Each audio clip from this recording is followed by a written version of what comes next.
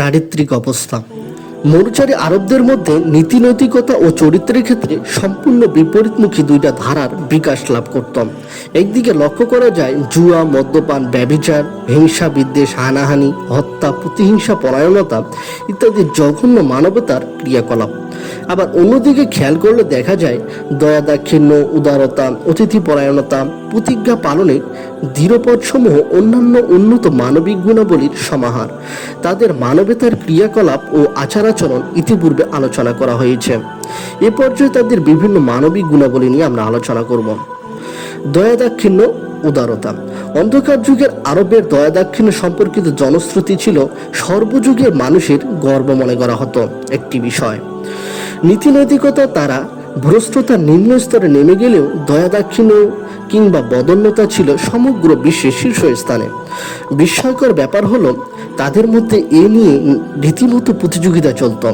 এ ব্যাপারে গর্ব করে বলতো আরবে যত কবিতা রচিত হয়েছে তার অর্ধেকই রয়েছে দয়া, দাক্ষিণ্য ও উদারতাকে কেন্দ্র করে।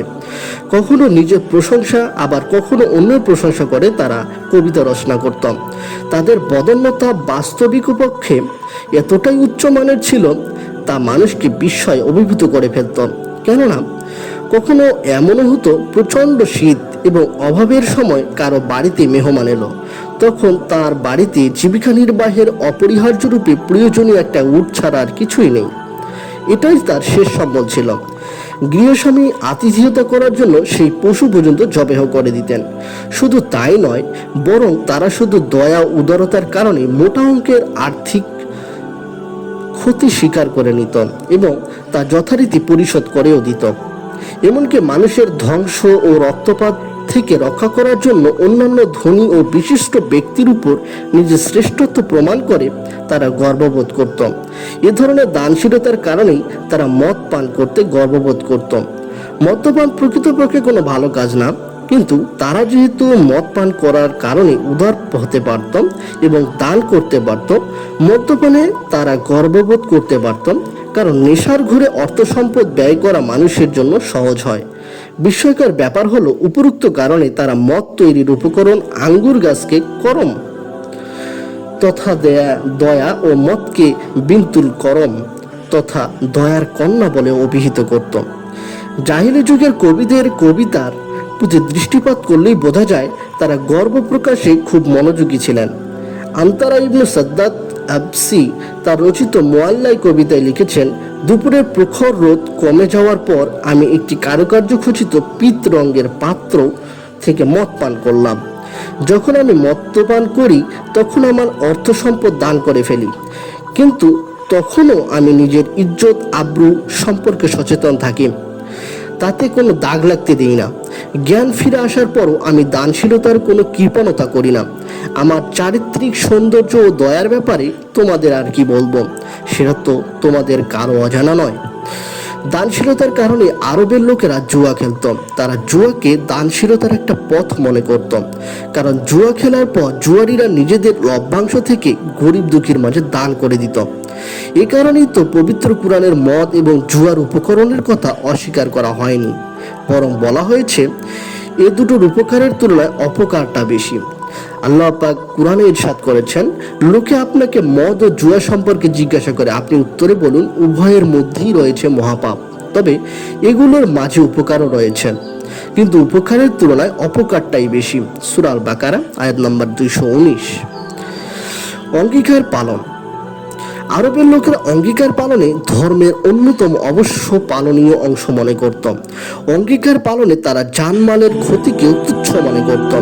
এটা বোঝার জন্য হানি ইবনু মাসউদ সাইবানি, সামওয়াল ইবনু আদিয়া ও হাজিব ইবনু জুরার ঘটনাগুলোই যথেষ্ট। এছাড়া আত্মমর্যাদাবোধ। জাহিলি যুগের আরবদের অন্যতম ব্যক্তি বৈশিষ্ট্য ছিল তারা সবকিছুর উপর নিজের মান মর্যাদা, ইজ্জত আব্রুকে প্রাধান্য দিত। নিজের প্রতি কখনো কোনো অন্যায়কে তারা সহ্য করত না। এর ফলে এই অবস্থা দাঁড়িয়েছিল তাদের উৎকট অহংকার বোধ, মর্যাদা বোধ সীমানা অতিক্রম করে গিয়েছিল। কোনো কারণবশত তাদের অহংকার ও মর্যাদা বোধের উপর সামান্যতম আঘাত কিংবা অপমানের ছোঁয়া লাগলেও তারা উত্তেজিত হয়ে উঠত। তরবা, বর্ষা, ফলা ইত্যাদি দ্বারা রক্তক্ষয়ী সংঘর্ষে জড়িয়ে যেত। প্রাণ গেলে যাক, তবু মানের উপরে কোনো আঘাত বরদাস্ত তারা করত না।